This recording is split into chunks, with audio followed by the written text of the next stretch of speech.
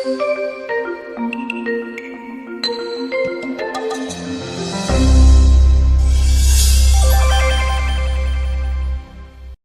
po ng Panginoong Yesus sa John 8:32, "You will know the truth, and the truth will set you free."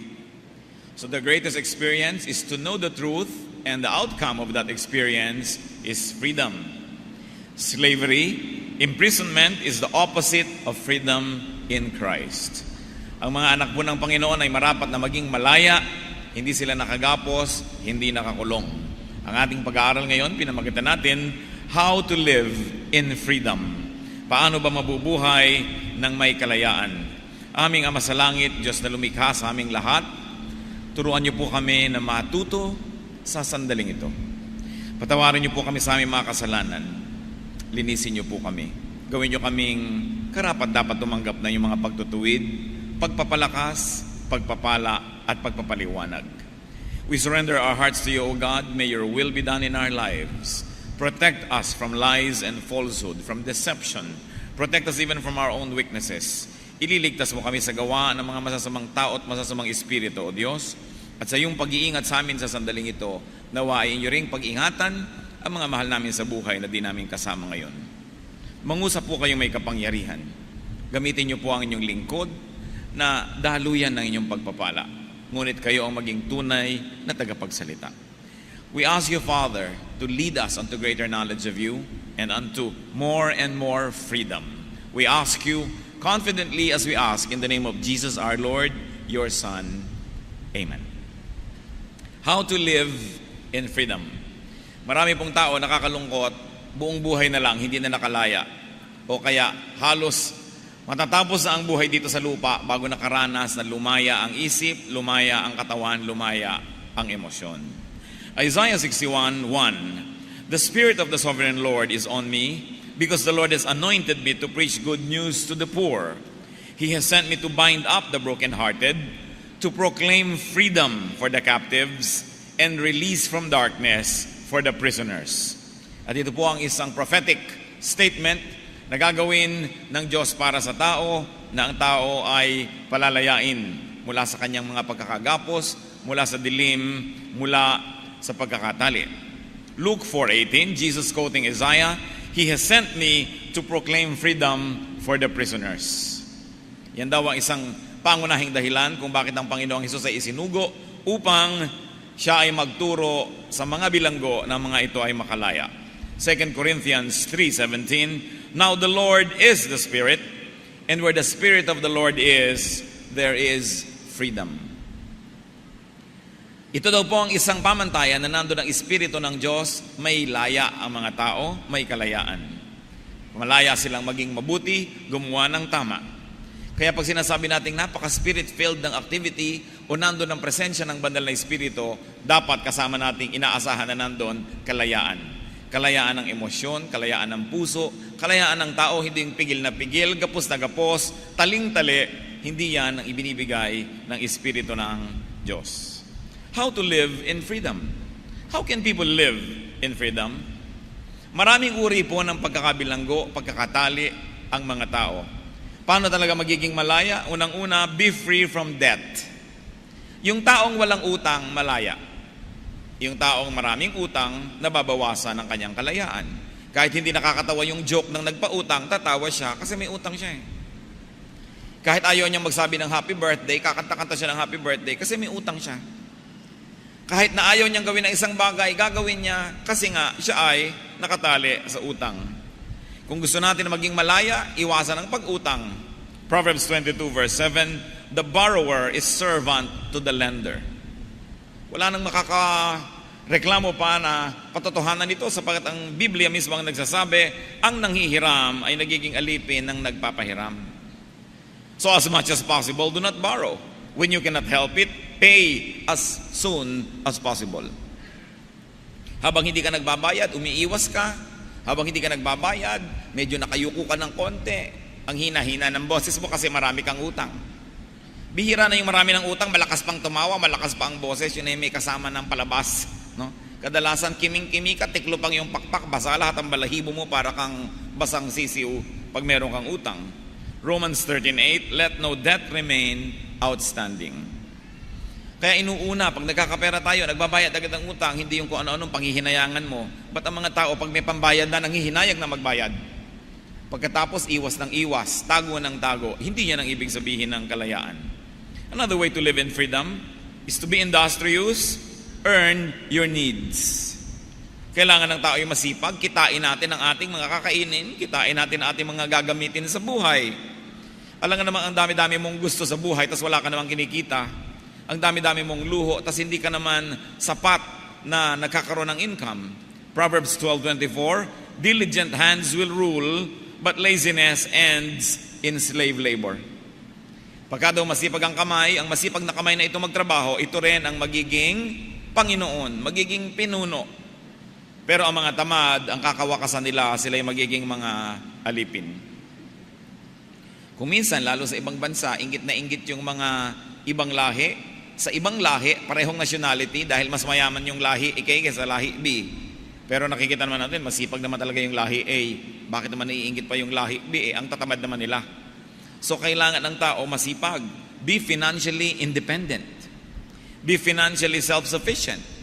Pagka ang kinakain mo, ginagamit mo sa buhay, sinusuot mo sa iyong katawan, ay kinikita mo, walang maaaring magpaliko ng iyong leeg kung saan o kaya magpaharap sa iyo, magpatalikod sa iyo kahit saan. Nobody can turn your head to face at any direction that this person wishes that you face when you are independent.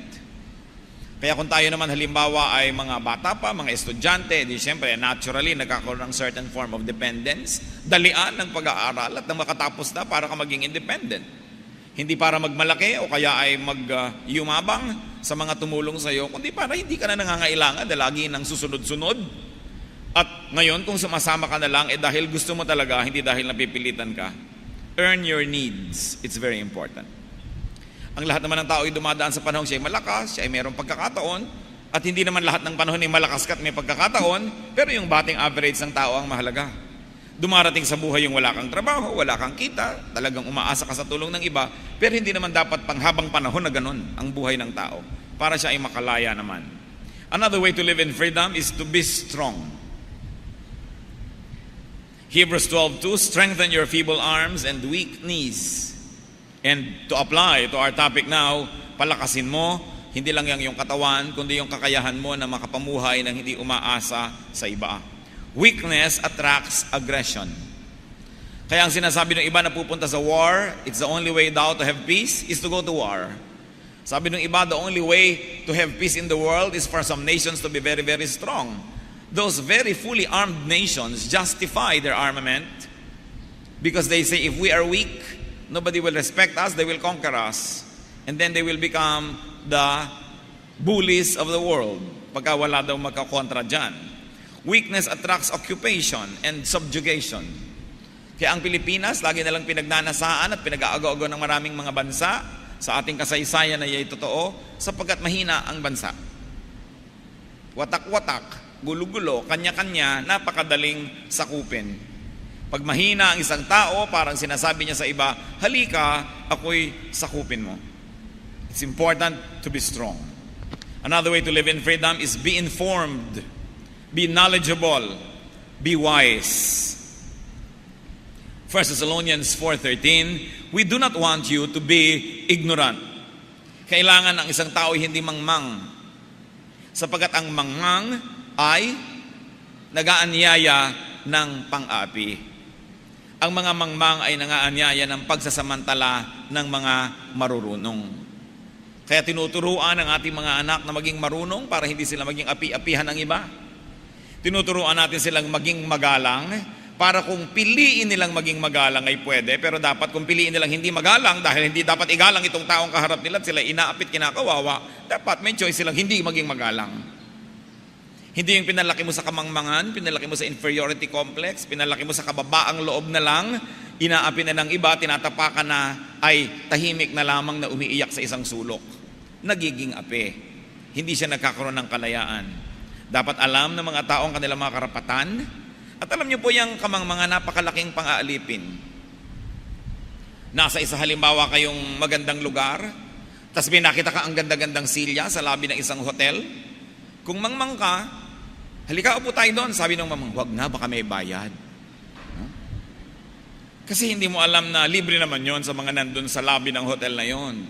Pagka merong magandang restaurant, kain tayo doon, baka mahal. Kasi nakita mo lang na medyo maganda yung loob. Meron pong isang restaurant dito sa EDSA, na dating air condition, ang ganda-ganda, ayaw pasukin ng tao, nilalangaw.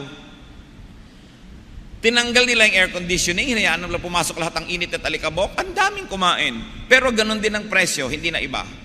Kasi yung iba, pag maganda na yung lugar, iniisip nila, hindi tayo bagay dyan, wag na lang. Ito ang mangmang na isip. Ito ang isip ng mga may inferiority complex. Oras na maganda, masarap, kaibig-ibig, iniisip nila, hindi tayo bagay dyan. Baka bawal, baka tayo mapagalitan, wag na lang. Kaya naaalipin, wala namang tali, nagdadala ng tali, itali niyo po ako. Kaya ang tao dapat natututo, tinuturuan. Napakalaking magpalimit o magpaliit ng mundo ng isang tao yung kamangmangan. Dahil hindi niya alam, natatakot siya, will play safe, will recede to a very small shadow where he feels comfortable. Ang trabaho pa naman ng salita ng Diyos, tanggalin ang kamangmangan ng tao at turuan siya na siya ay may dangal, siya ay nilikha sa imahe ng Diyos. Kawangi siya ng Diyos, hindi siya dapat na ganun-ganun lang na parang hanip. Matthew 10:16, sabi ng Panginoon sa kanyang mga disciples, I am sending you out like sheep among wolves. Therefore, be as shrewd as snakes and as innocent as doves. So, kailangan marunong ka, as wise as a serpent. At yan ay tinuturo ng Panginoon sa kanyang mismong mga tagasunod. Kailangan ng tao ay maalam. Bakit? Because ignorance attracts abuse. Nakikita nyo ang mga empleyadong hindi alam ang kanilang mga karapatan, naaabuso. Nakikita nyo ang mga kababaihan na hindi alam ang kanilang mga karapatan, naaabuso. Ganon din ang mga bata. Lahat ng mga merong tinataglay na kahinaan sa lipunan, dapat alam nila. They should be informed. Another way to live in freedom is to be discerning concerning religion, concerning religious restrictions. Napakarami pong ibinagbabawal ng mga relihiyon, iba't ibang anyo, pangalan, brand ng relihiyon, pero pare-pareho yan na napakaraming ibinagbabawal. Kaya ang pinakamalaking nagtatanggal ng laya ng tao sa mundo, bukod sa batas ng gobyerno, ang mga kaugalian at itinuturo ng relihiyon. So be discerning concerning religious subscription. Be discerning in religious followership. Kasi hindi lahat ng ipinagbabawal ng relihiyon ay ipinagbabawal nga ng Diyos. Be discerning in your religious involvement and membership. Bakit? Because even scriptural teaching is seldom just a point, it can be a line or a phrase. Ano mo ating tinutukoy? Pag kayo ay sobrang nahumaling sa isang religious thought, isang religious group, isang religious philosophy or doctrine, ang ituturo nila ang katotohanan, isa lang tuldok. Ito ang katotohanan. Sa labas nito, mali na lahat. Kaya dapat nandun ka sa katotohanan na yon. Pero ayon po sa ating napakatagal ng pag-aaral ng Biblia at pag-observe sa napakaraming nag-aaral din at sumusunod din, kadalasan ang katotohanan ay hindi lang isang tuldok. Kung minsan ay 3 sunod-sunod na tuldok, kahit alang napili mo dun sa 3, tama ka. Kung minsan ay 4, 5 tuldok, marami, mahaba-haba, 15 tuldok, pare-pareho pala na tama lang, iba-iba lang ng pananaw at iba-iba ng hilig ka na sundan, pero hindi ka naman lumabas sa Biblia kahit sumunod ka ron. A case in point, sa baptism na lang. Kung gusto niyo talaga ng immersion, napakaraming verses na malinaw na immersion. Pero yung mga naniniwala sa sprinkling, hindi rin sila mauubusan ng verse na magpapatunay na pwede yon. Yung naniniwala sa pouring, hindi sila mauubusan ng verse na nagpapatunay. So anong conclusion? Hindi lang isang form. Ang mahalaga yung espiritu mo, naintindihan mong kahulugan nun, at kung anong form yung bagay sa'yo, yung kaya mo sa pagkakataon at limitasyon ng iyong katotohanan sa sandaling iyon, di yun ang iyong gawin. Ngayon, to play safe, at kaya mo naman, meron naman maraming tubig, di ilubog mo ng buong katawan mo para wala ng kulang. Total, mababasa ka na rin lang. No? Pero hindi mo naman dapat lait-laitin yung nawisik-wisikan lamang. No? Dahil meron ding verse na pinanghahawakan yan. Yung mga, ang gusto ganito lang ang ugali ng mga babae at kilo sa church, may verse na hahawakan yan. Meron namang nasabing, mas maraming pwedeng gawin ng mga babae sa church, may verse ding hahawakan. Bakit mo ngayon pagsasabungin ng mga verses? Pareho lang naman na meron, sasabihin mo, parehong pwedeng gawin kasi parehong may reference. Ngayon, paano tayo pipili kung alin ang gagawin? Di ko ano yung mas mabuti sa atin, mas mainam, mas bagay, mas hiyang, di yun ang sundin natin. Total, parehong may verse din. And this is what we mean, freedom. Hindi ka masyadong limitado. Maraming mga tao naglalakad sa kalye, doon lang tumutungtong sa puting guhit sa gitna. Ang lapad-lapad ng kalsada, doon lamang sila sa puting guhit dumadaan. Bakit? Kasi yun lang ang sinasabi ng religious group nila na pwede, lahat hindi na pwede. Ang liit-liit tuloy ng mga mundo nila. It is mostly a business of interpretation, application, and emphasis. You know, religious groups have to sell. They have to appeal to certain types of people. So they have to have a very specific specialty that they would like to say, this is what makes us different. This is the reason why you should go to us and not to the others. But this is not the age of information, the age of reason, the age of knowledge. Hindi na nasosolo ng mga nagseseminaryo ang karunungan. Buksan mo lang ang computer, makukuha mo na lahat ng mga karunungan. Ang mga binabasa din nila ay mababasa mo rin. Ang maraming paliwanag ay makikita mo rin. Dapat ang tao nagsasaliksik. Sinasabi mo rin, bakit ba ipinagbabawal ng aming church ito? Talaga bang ito'y dapat ipagbawal o nakaugalian na lang? Parang yung isang babae na tuwing nagbe-bake siya ng pata, binabali niya yung buto. Ang hirap baliin ng buto ng pata. Bali siya ng bali. Minsan may nagtanong sa kanya, bakit mo ba binabali yung pata? Ang hirap-hirap baliin yan. Sabi niya, alam mo, lumaki kasi ako, yung nanay ko, binabali niya yan pagka nagbe-bake siya. Bakit binabali ng nanay mo? Di ko alam. Talagang binabali lang niya, so sinusundan ko na lang yung nakagawian. Salamat na lang at buhay pa yung nanay. Natanong-tanong, bakit niyo po binabali ang buto ng pata na inyong ibinibake? Sabi, kasi ang liit-liit ng oven namin. Yun naman pala yung dahilan. Itong anak, ang laki-laki na ng oven, binabali pa rin yung pata. Kasi sumusunod lang siya sa kaugalian. Hindi naman pala kailangan sundan yun. Kahit sa mga Kristiyano, mga kapatid, ang daming kaugalian ng church na gusto mong tanongin, bakit ba ganun, bakit ba ganyan? Hindi kasalanan sa Diyos magtanong. Sa pagsasabi nga ng Diyos, come, let us reason together. Alam niyo yung mga marurunong, hindi natatakot matanong. Ang natatakot matanong, yung walang maisagot. Kaya yung mga matatanda na walang maisagot, nagtanong ang bata, paano po ganyan, bakit yan? Paglaki mo, malalaman mo rin. Yun ang sagot. Kasi hindi nila masagot No? O kaya, tanong ka ng tanong, alis dyan. Kasi natatakot silang mabunyag na hindi nila kaya sagutin. Pero kung ang dami mong isasagot, tuwang-tuwa ka nga, may nagtatanong. No? Kaya ang Diyos hindi nagagalit na natatanong. Basta ang pagtatanong hindi rebellious, kundi naghahanap ka talaga ng sagot. Dapat ang tao, pati ang kanyang mga religious tradition, nire-review niya. Dahil baka siya'y nakukulong, napipiit, nababawasan ng kasiyahan sa buhay na hindi naman kalooban ng Diyos at wala namang kabagay-bagay para paghirapan. And within the scripturally so-called correct and acceptable, choose where you want to be. Choose where you can be most free. Pag nakita nyo, ito naman palang verse na ito, nagsasabing pwedeng ganon. Pero may verse na nagsasabing ganon, kabaligtaran yung pwede. Ibig sabihin, hindi yung isa mali, hindi isa tama. Parehong tama yan. So, paano ka na ngayon pipili? Di ko ano yung mas nakakabuti sa'yo. Masama bang mapabuti ka? Masama bang guminhawa ka? Masama ba na dumali-dali ang iyong pananalig? So, kung ano yung hiyang, basta't meron ka pa rin tinutungtungan at pinagbabasihan at hindi mo naman talaga binaloktot para lamang masunod mo ang iyong kagustuhan. You should choose even the religious community in which you will live and thrive. Sa dami ngayon ng choices ng tao, napakalaki ngayon na kaginhawahan. Na humahanap ka, saan ba church ko gusto talaga maglumago? Sa church ba na silent night ang kanta o yung joy to the world? Sa church ba na ang ganito ang kasuotan o ganon? Sa church ba na ganito ang emphasis o ganon? Kasi lahat naman yan tumatawag sa isang Diyos. Lahat yan ay nakabase sa Biblia. So ngayon, ang pamantayan mo na, saan ka ba hiyang? Saan maluwag-luwag ang iyong dibdib? Sapagkat ang gusto ng Diyos sa tao, nandun siya sa hiyang, nandun siya sa maluwag ang kanyang kalooban. Nakita niyo ang mga halaman, pati yung mga halaman ay kani-kanya nang tinaglalagyan.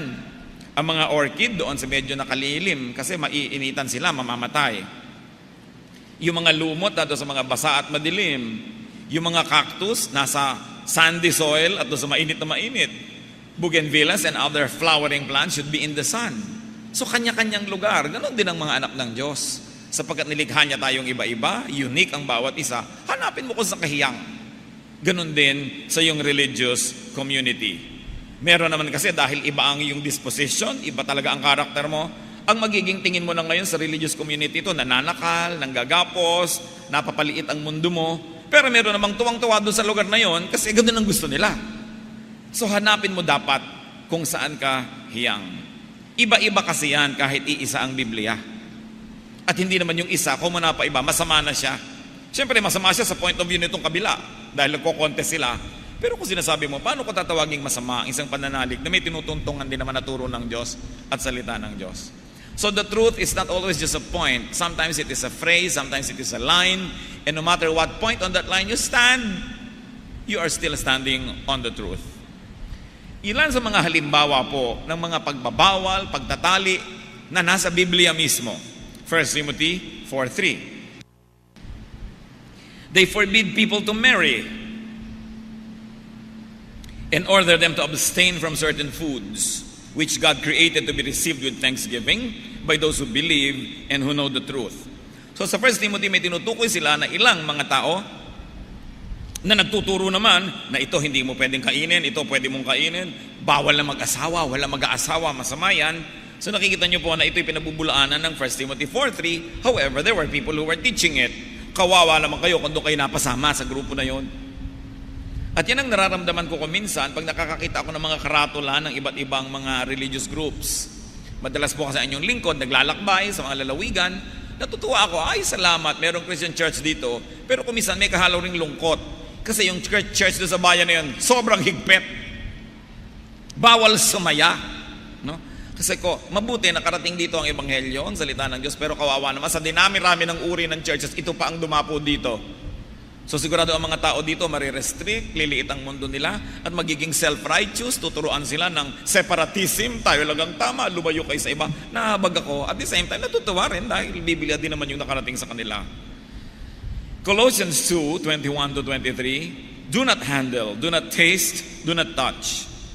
These are all destined to perish with use because they are based on human commands and teachings.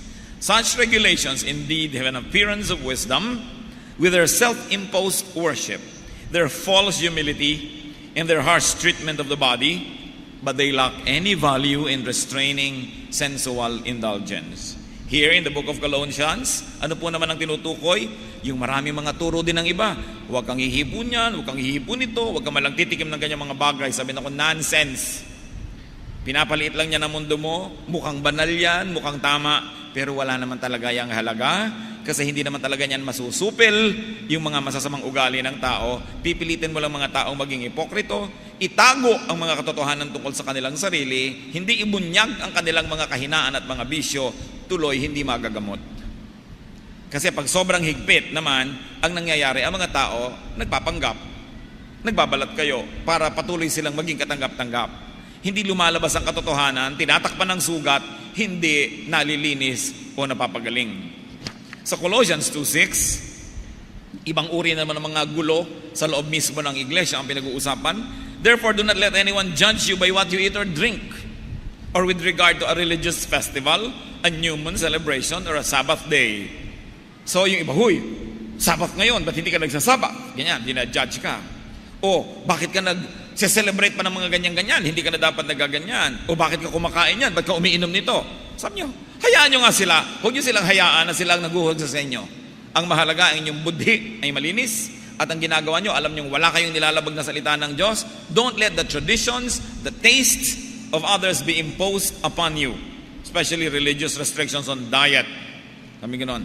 Lahat tayo nananagot sa Diyos. Kung ayaw mo nilang kumain, di hayaan mo sila. Pero hayaan mo sila sa sarili nila. Huwag nilang igiit sa'yo ang mga personal nilang mga kagustuhan. Naniniwala ba kayo na may nagtuturo na para maligtas sa mga tao, kailangan silang magpa-circumcise? Acts 15:1. Some came down from Judea to Antioch and were teaching the brothers, unless you are circumcised according to the custom taught by Moses, you cannot be saved. Nakita nyo? Serious na serious ang mga taong ito. Kailangan daw magpatuli ang mga tao para sila maligtas. Paano ngayon kung hindi ka tuli, hindi ka naligtas? Sabi niya, kita mo ito, ang daming mga ganyang salita, ang daming ganyang turo. Sometimes it will look funny because we have the privilege of space and time that separates us from the issue. But even today, in our midst, there are many issues that are really very shallow. Mga sobrang mga pagpapahirap ng buhay ng mga mananampalataya. Yung iba gusto na magsisi, ba't ba na born again pa ako? Ayoko na nga, ang dami palang mga ganitong gulo. No? Kasi pinapahirap sa halip na padaliin ang paglalakbay na espiritual ng ating mga kapatid. This salvation based on an ethnic icon, a cultural icon called circumcision, it was a big issue in the first century church. Ngayon, hindi na. But it used to be a very big issue. Galatians 2:4, this matter arose because some false brothers have infiltrated our ranks to spy on the freedom we have in Christ Jesus and to make us slaves. Marami daw mga huwad ng mga kapatiran ang nagbabalat kayo na sila ay mga anak ng Diyos, subalit ang misyon nila, hilahin muli ang tao sa paghihirap. Bigyan sila muli ng mga gapos at mga tali, pahirapan ang kanilang spiritual life sa pamamagitan ng napakaraming mga bawal at napakaraming mga batas. Misguided and engineered religion can repress, suppress, and oppress people. In fact, next to naked oppression, siguro ang pinakamalala na is religious oppression that is not easily discernible because it puts on the face of spirituality. Pero napakarami mga tao, they do not reach their fullest potentials dahil lagi na lang silang binrainwash na mag-sacrifice na lang lagi. Maraming mga tao na hindi nila nalasap ang mga magagandang inilaan ng Diyos sa bawat nilalang dahil wala nang iginiit sa kanilang isip ang relihiyon kundi magtiis, magtiis, magtiis, magtiis. Kaya nga ganoon na lang ang tiniis ng Panginoong Jesus para mabawasan ng malaki ang titiisin ng tao. Sabi niya, I came that you might have life and have it abundantly. Have it to the full. Ang kalooban ng Diyos, ang tao ay magkaroon ng buhay na masagana, masaya, kaibig-ibig, maluwag, kapakipakinabang, at kanais-nais. Hindi tayo nilikha ng Diyos para tayo pahirapan. Kaya dapat tinitingnan natin, Diyos ba ang may gusto nito o relihiyon lamang? Iba-iba kasi ang scholarship. Iba-iba ang emphasis. So, doon sa ang ina-emphasize ay yung gusto mo. Hiyang kasi sa'yo yun. Hindi masama yun. Sasabihin ng iba, naku, umalis sila sa atin, lumipat sila doon sa kabila kasi yung hilig nila na ibibigay doon. Bakit masama bang hanapin ang hilig ng tao? Sabi nga ng matatanda, kung saan nakahilig, ay doon bumuwal. Kung ang pinagkakahiligan mo ay hindi naman masama. Hindi naman alam mo na lumalapag ka sa salita ng Diyos, tapos doon ka pa humihilig. Siyempre, sumasama yan. Pero masama bang pasayahin ng tao ang sarili niya? Masama bang hanapin kung saan kahiyang at saan maluwag ang iyong dibdib? Another way to live in freedom, be with your kind. Ang hirap naman siyempre kung pusa ka, tapos ang kabarkada mo puro aso. Mahirap yon. Be with people of like minds. Ang hirap din halimbawa na ang babaw-babaw mo, tapos ang lahat ng kabarkada mo sobrang malalim ang isip. O kaya ang lalim-lalim mo, tapos ang kasama mo puro mababaw. Parehong mahirap yon. Kaya dapat hinahanap mo kung yung mga kamukha mo, doon ka sasaya. You know what? One of the highest forms of happiness is to be with people who think like you. Ang hirap-hirap na ang kasama mo, lagi mo pinapaliwanag ang sarili mo, lagi mo siya kinukumbinsi, lagi mo siya sinusuhulan, pinipilit, tinatakot para lang sumama sa iyo. Kasi ibang takbo ng utak. Napakasarap nung ang kasama mo, yung sang-ayon sa iyo ang pag-iisip din. Magkatingin na lang kayo, nagkakaintindihan na kayo, natatawa na kayo kahit walang paliwanag. Di ba napakasarap ng ganun sa buhay? So kung ikaw naman ay walang kapera-pera, huwag ka nang umasam na laging bumabarkada sa mayayaman. Tuwing kainan, lagi ka nalang nagpapanggap na busog. Palibas at wala kang gagastahin. Hindi sumama ka sa mga kapwa natin gutom para kahit konti lang ang pera mo, mukha ka ng mayaman. Dapat kinikilala mo kung saan ka ba dapat nakikibarkada para ka rin masaya. Proverbs 22 verse 7, the rich rule over the poor. So nagso-social climbing ka, ano mangyayari? Magiging chimay ka ng mayayaman. Natural. Nagso-social climb ka eh. Lagi ka nalang nakikiramdam, kakaba-kaba. Do you want to spend your life that way? Find the birds of your feather, and with them you flock together para ka masaya sa buhay. If you cannot afford it, do not hang out with the rich. You will end up becoming a servant. Really, whether you like it or not, you will end up becoming their servant. Do not hang out with chauvinists. Yung mga ayaw ka nilang tanggapin for who you are, people who do not accept, and in fact, they reject your reality, don't go with them. Pag ayaw sa inyo ng mga tao, find other people. No? And you say, well, if you don't want me, we both lose. Dahil totoo yun.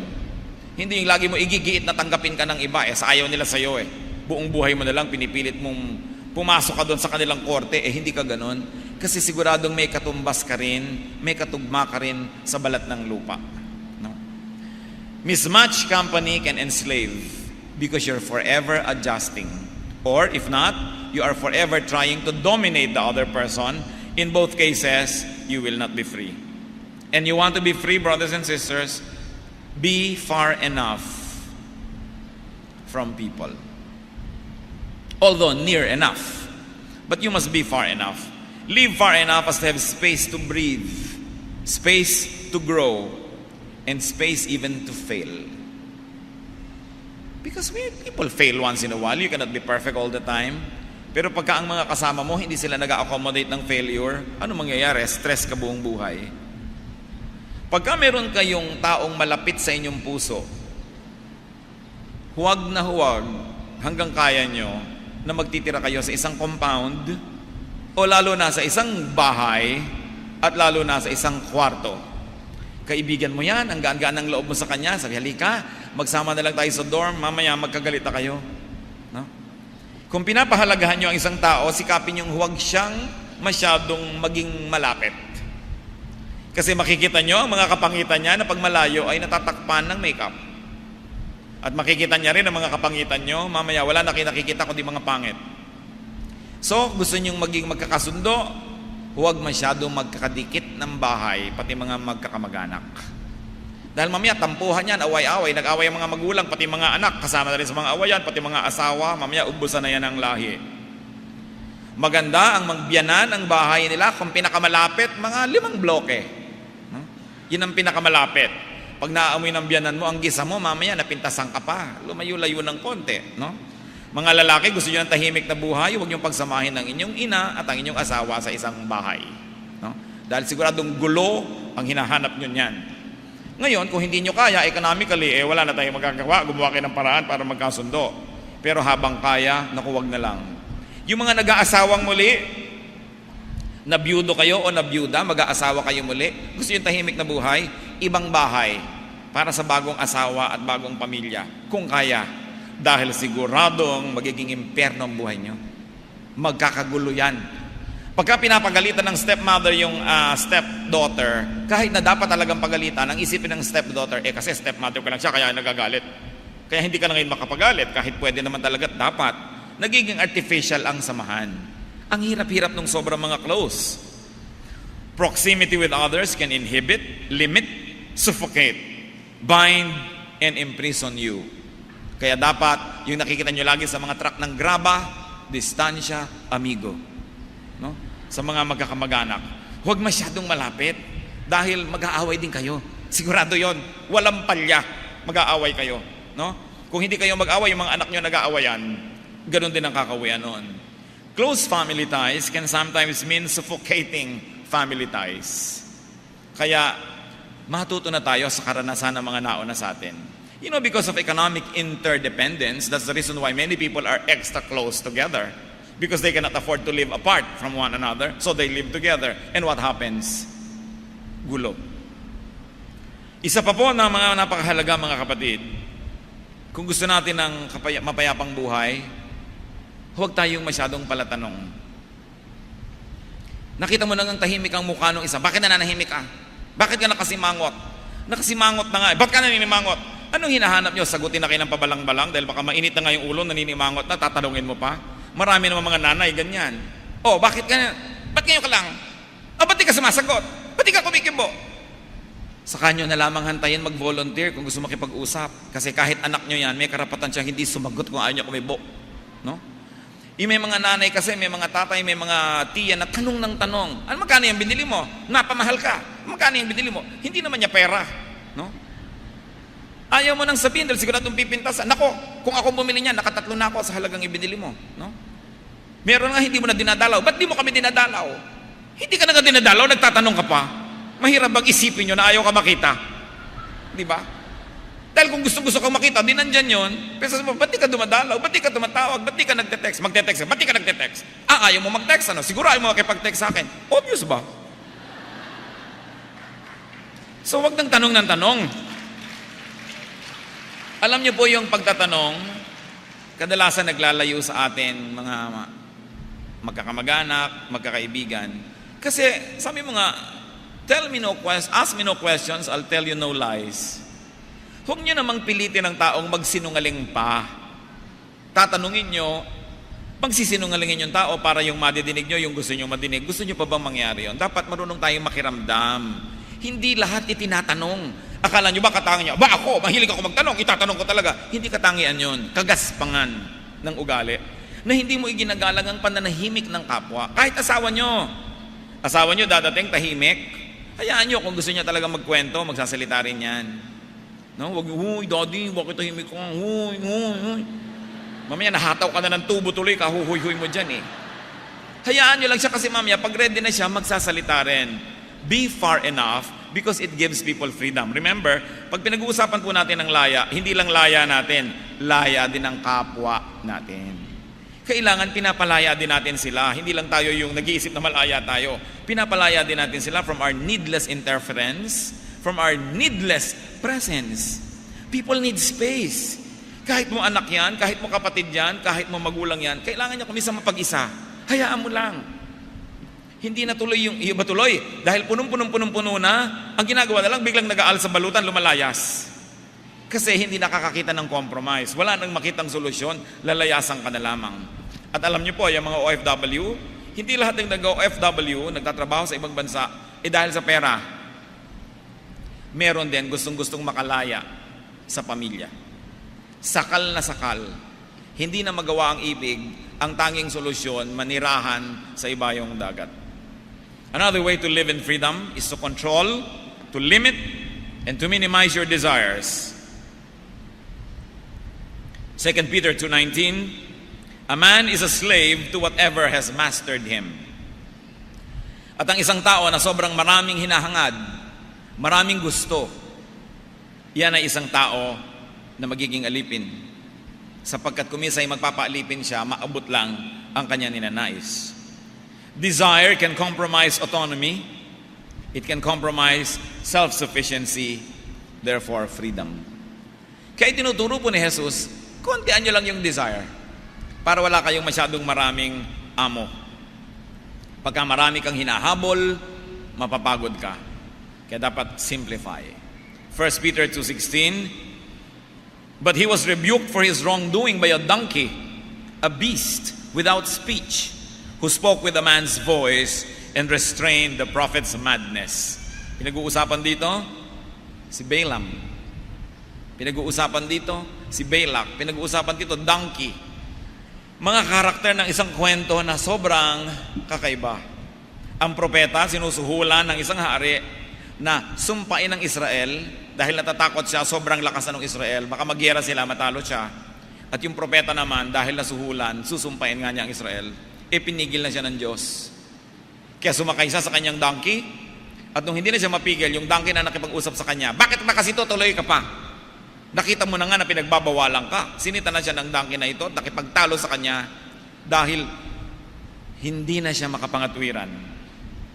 So there was a prophetic and a religious madness, and a beast had to correct the prophet. Dahil mayroong ginugusto. Yung ginugusto natin, pinipili, pinakokonte, at nang sa ganon ay hindi tayo sobrang naaalipin. Galatians 5:1, it is for freedom that Christ has set us free. Stand firm then and do not let yourselves be burdened again by a yoke of slavery. Ang pinag-uusapan po dito, yung religious slavery ng mga Israelites under the traditions of their fathers. Sabi, dumating na nga si Kristo, pinalaya na tayo sa maraming gapos na mga ninuno natin. Ngayon ba, hahanapin niyo uli ang mga tali na ito para kayo'y maging alipin muli at mabawasan na naman yung mga kalayaan? So ang tinuturo is really freedom in Christ, not licentiousness. Hindi gawin ang lahat ng gusto at bahalang maisipan, kundi bawasan ang mga dinadala na hindi naman hinihingi ng Diyos. You really want to be free? Travel light. Naranasan nyo na ba na kayo ay nagbiyahe? Napagod na pagod ang mga braso nyo sa pagpapanggap na yung inyong hand carry or carry-on luggage ay magaan para lang hindi kayo bawalan ng airline personnel. Pero sa angkasim bigat ng Paracale Mines, ang mga dala nyong corned beef, no? At mga kung ano-anong mga delata at mga shampoo, para lang makapagpasalubong kayo sa buong barangay, talagang kubang-kuba ka na sa carry-on luggage mo. Umakyat manaog ka ng mga hagdan, tumawid ka ng kehahabag mga lakaran, sumampa ka ng mga eroplanong dala mo yung kaya bigat-bigat. Ang hirap gawin. Pero ginagawa natin dahil mapagmahal ang mga Pilipino sa kanilang mga kamag-anak. Alam nyo, kung hindi lang natin paghahanapan ng pasalubong ang mga nagbabalik bayan, dadalas ang kanilang mga uwi. Hindi naman mahal ang pamasahe sa eroplano kaya nila. Alam nyo kung ano ang nagpapahirap sa kanila? Yung pasalubong. At yung lahat umaasa na sila ay i-blow out. Kung 20 days dito si Balikbayan, 20 days siyang taya sa lahat ng gastusan. So hanggang hindi ka bangkay, hindi siya uuwi. Kaya umuwi lang yan pag may patay Di ba? O kaya pag may naghihingalo, kasi pag may naghihingalo, wala namang umaasang may pasalubong pa siyang dala. Pero kanyo, uuwi lang ng ordinaryo, napakahirap gawin dahil dito sa mga mabigat na dapat mong dalhin. It's so nice to travel light. Kung kayo may mga kamag-anak, sabihin nyo sa kanila, alam nyo, magbakasyon lang kayo, huwag ka na magpasalubong. Huwag ka na magdala, meron naman dito ng mga yan. Sige na, hindi ka laging ikaw maglilibre. Gusto ka rin naming makita, ililibre ka rin namin. Nakita nyo, dadalas ang uwi. Hindi mahirap bumili ng ticket sa eroplano. Ang napakahirap, yung daming umaasang kamag-anak. So travel light. Sa pagbabiyahe, nakita nyo ba kung minsan wala siyang dala, kundi ang liit-liit na bag, lakad siya ng lakad. Di ba sa inyo, ang sarap naman ng buhay nito? No? Ganon din ang ating buhay espiritual. Kung wala ka masyadong maraming dalang bawal, maraming dala ka mga hang-ups, marami kang dalang mga kung ano-anong mga negative thoughts, gagaan ang iyong buhay. Hebrews 12:1, let us throw off everything that hinders and the sin that so easily entangles, and let us run with perseverance the race marked out for us. Kaya gusto nyong malayo ang marating, mabilis ang takbo, bawasan ninyo ang inyong mga dala-dalahin. Kailangan pagaanin ang buhay. Marami pa tayong dapat pag-usapan, subalit sapat na yan para ngayon. Ano ang ating gustong bigyan ng diin, mga kapatid? That Jesus wants you free. Jesus wants you to live in freedom. So, take care of yourself, take care of others, and remember all of these wise words that are all based on Scripture. Gusto ng Diyos, gumaan ang buhay ng tao. At kung tayo nagkakaroon ng religious experience, religious affiliation, religious activity, dapat ang bunga niyan lumalaya, hindi lumiliit ang mundo ng tao. Salamat po, O Diyos, dahil kayo'y mabuti sa amin. Dahil gusto nyo kaming lumaya. Ituro nyo nga po sa amin, Panginoon, kung ano mga iniimbento namin tali na nagpapahirap din sa aming sarili. Yung antaas-taas ng aming mga pride na pati gusto namin kausapin, hindi namin makausap dahil sa pride namin, nakukulong tuloy kami. Yung ignorance, yung sobrang mahiyain, wala nang magawa sa buhay dahil lagi na lang nahihiya, wala nang makain, wala nang mapuntahan, wala nang maranasan dahil laging nahihiya. At ipaalala nyo rin po sa amin, Panginoon, na isang napakalaking tali, yung tampurista. Tampo ng tampo, napakaraming hindi kinakausap, napakaraming nilalayuan, napakaraming iniiwasan, at napakaraming tuloy pagpapalang hindi natatanggap dahil tampo ng tampo. Ituro nyo sa amin, Panginoon, na matuto kaming makibagay, maging sa aming mga kamag-anak, maging doon sa mga matatawag na mas bata sa amin, o kaya meron kaming otoridad. Ituro mo, Panginoon, na huwag silang maging mailap sa amin. Turuan mo kami nung asal na hindi nakakainis, hindi nakakasawa, hindi nakakapagod kasama, para kami samaan. Ipamukha mo sa amin ang tunay na kalagayan ng aming mga ugali, na tuloy ay bumabara sa napakaraming pagpapala na dapat ay dinaranas namin. Ipakita mo rin yung mga kabulagan namin, kakitiran ng isip, pagiging sobrang mapilit ng mga gusto namin, matigas ang ulo, kaya tuloy wala nang natutuwa sa amin. At kami tuloy ay nalalayo, nakukulong at napupuwera sa kanilang mga mundo. Ipakita mo rin, Panginoon, yung mga religious traditions na hindi naman kailangan pagdusahan dahil hindi nyo naman hinihingi. Teach us so that we can maximize the blessings, the enjoyment, the productivity in life that you all want us to experience. You want all of us to experience this, O God. Teach us. Magbulay-bulay tayo sa katahimikan, mga kapatid. Isipin natin, sino ba ang gumagapo sa atin? Ano? Palayain ang ating mga sarili mula sa mga ibang tao na gumagapo sa atin. Walang apo ang Diyos, lahat ay anak ng Diyos. So kahit ang mga tao may otoridad, hindi sila Diyos. Hindi sila dapat payagan na paliitin ang ating mundo, ikulong tayo, kawawain, apihin. We have a life to live. And that life, we report to God. So kailangan na palayain natin. Gagawa kayo ng paraan para kayo makalaya. Kung kayo ay sinisikil, tinatali, iginagapos ng kapwa, tao lamang, kahit sino pa siya, tao lang tayo pare-pareho. At tayo lahat ay anak ng Diyos. Kailangan ang tao ay malaya. At pag-aralan din natin mga kapatid, baka naman kayo ang nanggagapos sa iba. Baka kung matanda lang kayo ng ilang paligo sa kapatid nyo, sobra nyo ng kawawain, apihin. No? Baka naman kung kayo ang nagbibigay ng pera, kayo na lang lagi ang nasusunod. Baka naman tayo na ang nagkukulong sa ating kapwa. It is not the work of God, therefore it should not be our work. Siyasatin mo kami, Panginoon. Una, kung kami biktima na hindi kami malaya dahil sa iba, ituro mo sa bawat isa kung paano palalayain ang sarili sa tulong nyo. Alisin mo, Panginoon, sa amin at kami man ay gagawa ng paraan mawala yung inferiority complex, yung pagiging mahiyain, hindi makakibo, hindi masabi ang gusto, lagi nilang sunod-sunuran sa gusto ng iba. Teach us to be free, O God. Not licentious, not rebellious, not unruly, but free in accordance with your will. Pero ang mas mahalaga, Panginoon, hinihiling namin, ipakita mo sa amin ngayon kung may mga tao kaming ikinukulong o itinatali, kinakawawa, dinodomina. It should not be our work. Our work should be to help, to encourage, because we are not gods. Magbulay-bulay tayo mga kapatid. Ano ba ang kailangan natin mula sa Diyos ngayon? Tayo ituwid o tayo palayain mula sa mga liko na mga asal ng mga tao sa ating paligid? Alin man yan, no place is too hard for God to reach. No situation impossible for Him to correct if we are willing to let Him into our lives. Life must be enjoyed not only by you but also by people around you. There's enough space in the whole creation for everybody. God is God of infinite possibilities. Turuan mo kami, Panginoon, baka naman kami nang dodomina ng kapwa. Turuan mo kami kung wala nang makakilos dahil sa amin. Teach us. Magbulay-bulay tayo mga kapatid at nawa ang Espiritu ng Diyos sumaatin at lubos pa nating maunawaan ang ibig sabihin